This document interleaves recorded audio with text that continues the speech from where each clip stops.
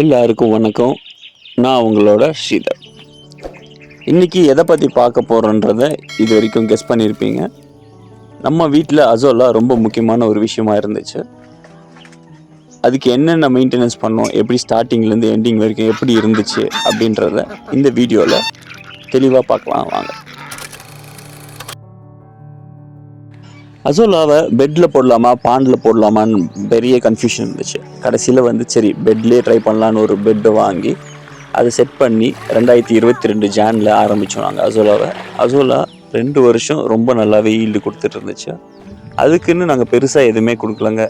வெறும் சாணியும் முருங்கைக்கீரை இது 2 ஐட்டம் மட்டும்தான் அதை கொடுத்துட்ருந்தோம். அதுக்கப்புறம் வாத்துங்கள் இறந்து போச்சு, நாய் வாத்தை எல்லாமே காலி பண்ணிடுச்சு. வாத்துங்களுக்கு கொடுக்காம போச்சு. அதுக்கப்புறம் மாடுக்கும் கொஞ்சம் கொஞ்சமாக அசோலா ஸ்டாப் பண்ணிட்டோம். அதனால் அசோலாவுக்கு நாங்கள் கேர் கொடுக்காமலே போயிட்டோம். அது ஒரு கட்டத்தில் அது இறந்துடுச்சு. அதுக்கப்புறம் சரி அந்த அசோலா பெட்டை எடுத்துகிட்டு அந்த மண்ணெல்லாம் வெளியே கொட்டிட்டு புது மண் கொட்டி நம்ம போடலான்னு சொல்லி அப்படியே அதை விட்டாச்சு. அது நல்லா அடித்த வெயிலுக்கு நல்லா காஞ்சி கருவோடாவே மாறிடுச்சு. அதை சுற்றி புல் பொதறு எல்லாமே வளர்ந்துருச்சு. ரொம்ப நாளாகவே இது காஞ்சிருக்கு. இதை எடுத்துகிட்டு இதை உரமாக பயன்படுத்திக்கிட்டு நம்ம அந்த இடத்துல புதுசாக அசோலா பெட் போடலாம் அப்படின்னு பிளான் பண்ணி அந்த இடத்த ஃபுல்லாகவே க்ளீன் பண்ணி எடுத்துகிட்டு இருந்தேன். இந்த மாதிரி தான் அசோலா பெட் இந்த இடத்துல இருந்துச்சு. சைடில் ஃபுல்லாகவே நான் இரும்பு கம்பி அடிச்சிருந்தேன். ஏன்னா கட்டை அடித்தாலும் சரி, அந்த பிவிசி பைப் சொருகினாலும் அது நாளடைவில் வெயில் பட்டு உடஞ்சி தண்ணி லீக் ஆக ஆரம்பிக்குது. அதனால் நான் ஸ்டீல் கம்பி அடிச்சிருந்தேன். இதுலேயும் ஒரு டிஸ்அட்வான்டேஜ் இருக்குது. அது என்னன்னு நான் வீடியோவில் சொல்கிறேன். நான் க்ளீன் பண்ணிவிட்டு எல்லாத்தையும் பொறுமையாக பண்ணிகிட்டு இருக்கும்போது ஆஸ்கர் அவனோட லைஃப்பை அவன் ஜாலியாக என்ஜாய் பண்ணிகிட்டு இருந்தான்.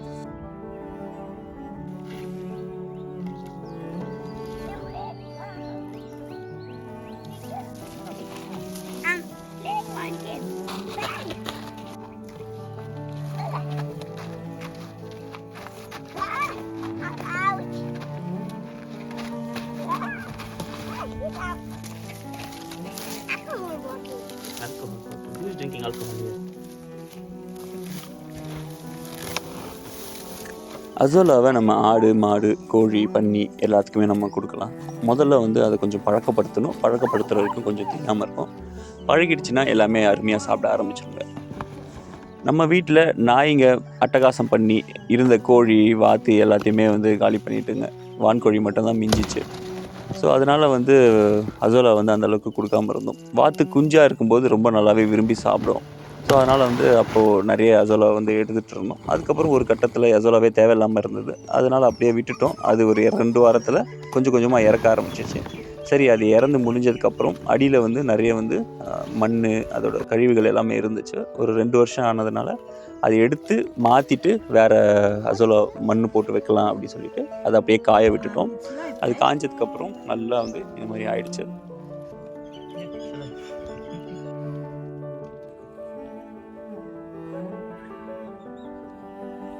ஃபார்மில் எப்போவுமே நம்மளோட கண் காது மூக்குக்கு வேலை கொடுத்துட்டே இருக்கணும். நம்மளோட சரௌண்டிங்ஸை கவனிச்சிட்டே இருக்கணும்.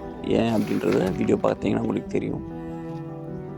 பொதுவாகவே நம்ம பண்ணையில் இருக்க உயிரினங்கள் நம்மளை அவாய்ட் பண்ணிட்டு போக தான் நினைப்பாங்க. நம்ம கூட சண்டை போடணும், நம்மளை கடிக்கணும் அப்படின்னு நினைக்க மாட்டாங்க. நம்மளாக வாண்டடாக போய் அவங்கக்கிட்ட மாட்டிக்கிட்டால் மட்டும்தான் உண்டு. அவங்களுக்கு ஹர்ட் ஆகிற மாதிரி நம்ம எதாவது செஞ்சோம்னா மட்டும்தான் நம்மளை கடிப்பாங்க. அப்படி இல்லைன்னா அவங்க பாட்டு அவங்க வேலையை பார்த்துட்டு போவாங்க. நம்ம அதனால் தேவையில்லாத பயங்கள் இல்லாமல் நம்மளோட சரௌண்டிங்ஸை மட்டும் நம்ம காலை எங்கே வைக்கிறோம் கையை எங்கே வைக்கிறோன்னு பார்த்து நம்ம வச்சோம்னாலே நம்ம சேஃபாக இருக்கலாம் முக்கால்வாசி நேரம்.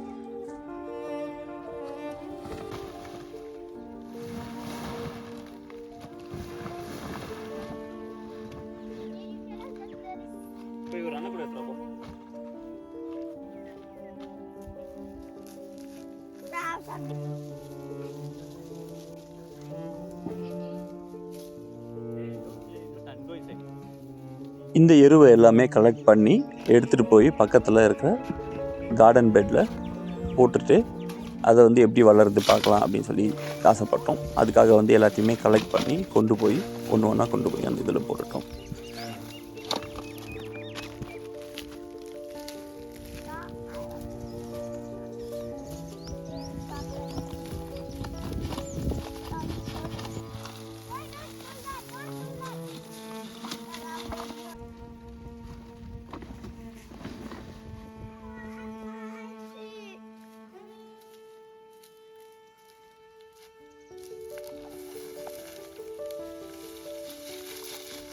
இந்த எருவு எல்லாமே ஃபுல்லாக வாரி கொண்டு வந்து போட்டதுக்கப்புறம் தான் ஒரு விஷயம் நோட் பண்ணேன். இந்த அசோலா பெட்டில் ஓட்டை இருக்கிறத நோட் பண்ணேன்.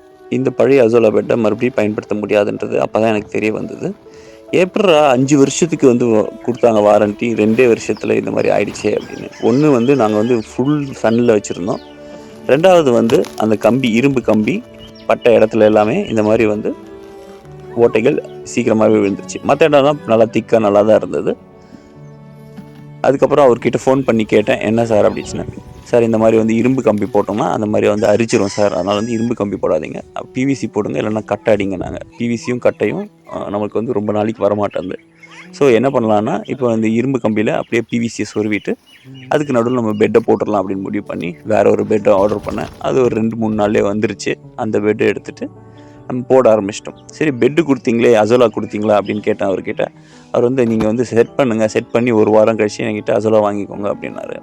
ஆனா செட் பண்ணி முடிச்சு 1 வாரம் வெயிட் பண்ணி அசோலா கேட்டாக்கா, இல்லங்க அசோலா வெயில்னால காஞ்சிருச்சுங்க அப்படின்ட்டாரு. என்னடா இது அசோலா பெட்டை வாங்கிட்டோம், அசோலா இல்லையே அப்படி சொல்லி ஃபீல் பண்ணிட்டு இருந்தேன். சரி அதுக்கு முன்னாடி பெட் எப்படி போடுறதுன்னு சொல்லிடுறேன். ரொம்ப ஈஸியா தாங்க இருக்கும்.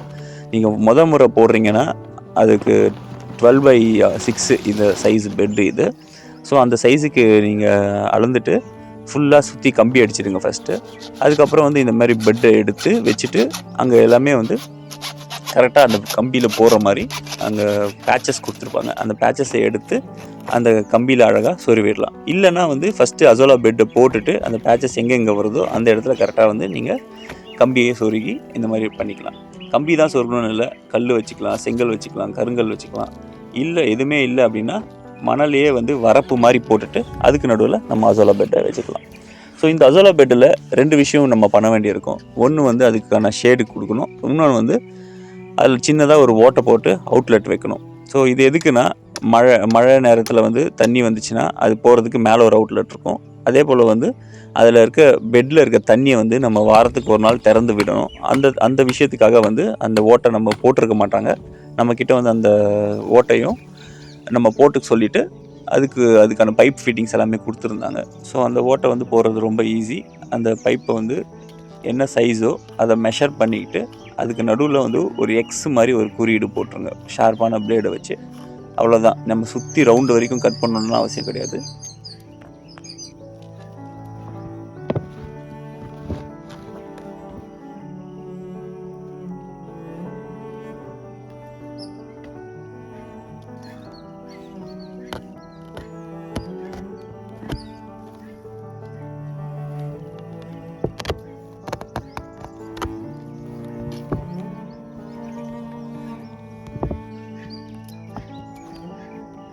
ஒன்ஸ் அந்த எக்ஸ் மாதிரி போட்டுட்டிங்கனாலே போதும். அதுக்குள்ளே பைப்பை சொருகிட்டு அந்த ஸ்க்ரூவை வந்து டைட் பண்ணி விட்டுட்டிங்கன்னா 2 பக்கமும் வந்து டியூப் இருக்கும். அதனால் வந்து தண்ணி லீக் ஆகாது. அது ஒரு வாட்டி செக் பண்ணிக்கோங்க, அது டைட் ஃபிட்டிங்காக இருக்கா இல்லையான்ட்டு. இந்த ஓட்டை போடுறது வந்து நம்ம இஷ்டத்துக்கு நம்ம போட்டோம்னா அதோட பெட்டே வேஸ்ட் ஆகிடும். அதனால் வந்து பொறுமையாக பிளான் பண்ணி பண்ணுங்கள். இதில் வந்து ஓட்டையை நம்ம பெருசாக போட்டுட்டோம் அப்படின்னா இந்த இடத்துல வந்து கவலைப்பட வேண்டாம். அவங்க கொடுத்துருக்க சைஸை தவிர அதோட பெருசாக வந்து அவங்க வந்து 3/4 சைஸ் கொடுத்துருப்பாங்க. அதுக்கு பதில் 1 இன்ச் சைஸ் வாங்கிட்டு வந்து நம்ம போட்டுக்கலாம். அப்படி இல்லைனா 2 இன்ச் இருக்குது, 3 இன்ச் இருக்குது. நீங்கள் எவ்வளோ பெருசாக கிழிக்கிறீங்களோ அவ்வளோ பெருசுக்கு நீங்கள் வாங்கிட்டு வந்து போட வேண்டியது இருக்கும் அந்த ஓப்பனிங்கை. ஒன்ஸ் இதை ஃபில் பண்ணிவிட்டு அடியில் எதுவுமே வந்து கல் எதுவுமே இருக்கக்கூடாது. நான் இது போட்ட பெட்லேயே போட்டதுனால எதுவும் பெருசாக பண்ணலை.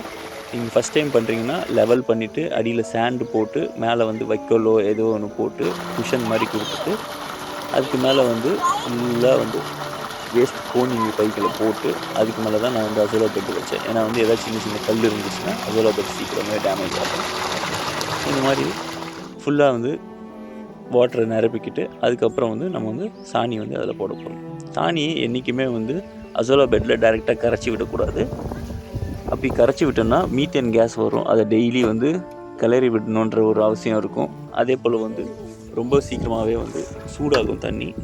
அந்த விஷயங்கள்னால வந்து அசோலா வந்து ஈஸியாகவே கருகி போயிடும். ஸோ அதுக்காக தான் என்ன பண்ணுறோன்னா ஒரு அன்னக்கூடை எடுத்து அதில் சாணியை கொட்டிட்டு தண்ணி ஊற்றி அப்படியே கரைச்சி ஒரு நாள் ஃபுல்லாக ஊற வச்சுருவோம். அடுத்த நாள் காலையில் வந்து அதை எடுத்து அது ஃபுல்லாக வந்து வடிகட்டிட்டு அந்த மேலே இருக்க தண்ணியை மட்டுமே உள்ளே ஊற்றணும். அடியில் இருக்க திப்பிங்களை ஊற்றக்கூடாது. ஸோ இந்த முறையை நீங்கள் ஃபாலோ பண்ணிங்கன்னா அசோலா பெட்டை நீங்கள் டெய்லி ஒரு குச்சி வச்சு கலக்கணுன்ற அவசியம் இருக்காது.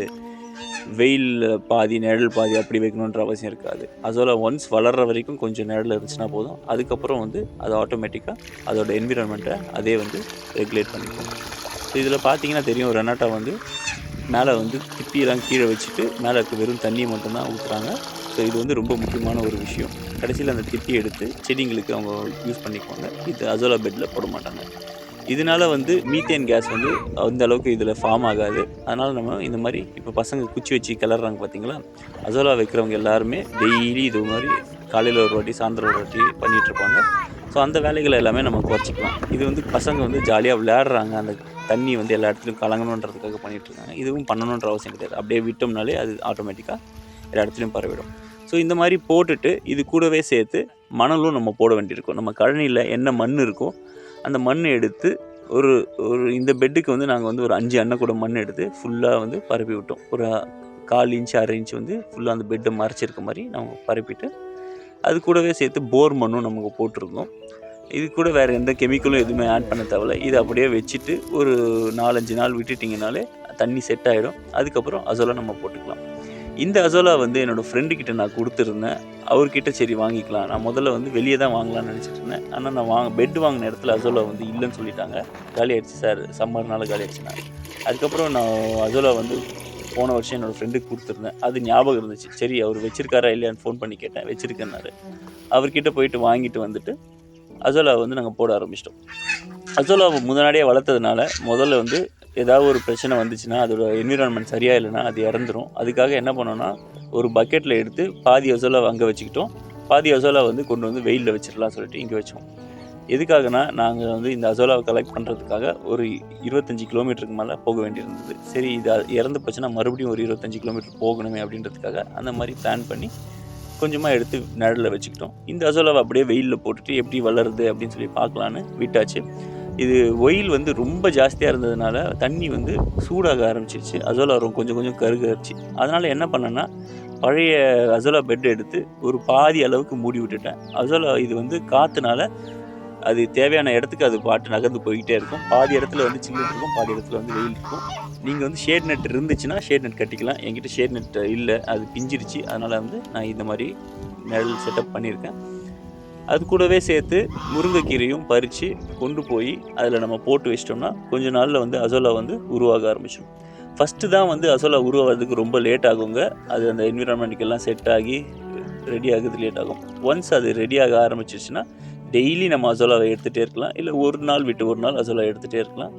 எங்களுக்கு வந்து கிட்டத்தட்ட ஒரு 1/2 கிலோலேருந்து 1 கிலோ வரைக்கும் அசோலா எங்களுக்கு கிடைக்குங்க. 2 நாளைக்கு ஒரு வாட்டி நம்ம ஹார்வெஸ்ட் பண்ணோன்னா.